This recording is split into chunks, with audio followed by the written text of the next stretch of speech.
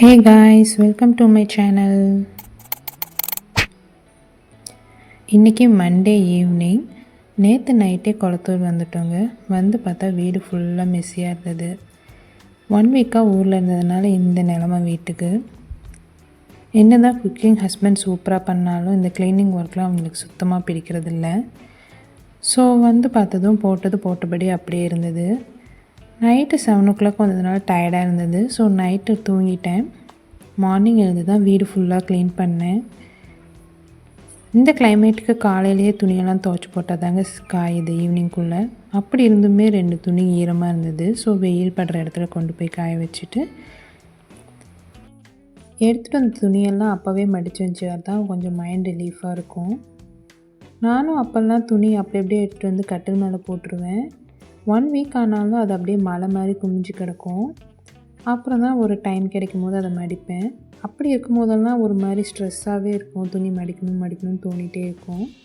இப்போ இந்த 1 வீக்காக நான் துணி எடுத்தேன்னா அப்பப்போவே மடித்து அப்பப்போவே நான் பீரோவில் எடுத்து வச்சுருந்தனால எனக்கு ரொம்பவே ரிலீஃபாக இருக்குது மைண்டு. அதை பற்றின நினைப்பே இருக்கிறதில்ல.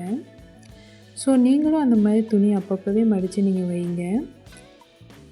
அப்படி பண்ணும்போது தான் வீடு எப்போவுமே நீட்டாகவும் இருக்கும். நமக்கும் மைண்ட் ரிலீஃபாக இருக்கும். ஒரு ஒர்க் இருக்குது அப்படிங்கிறது மைண்டில் தோணாது. ஸோ துணியெல்லாம் மடித்து வச்சுட்டு காஃபி குடிக்கலான்னு கிச்சனுக்கு போனேன். எனக்கு காஃபினா ரொம்ப பிடிக்குங்க.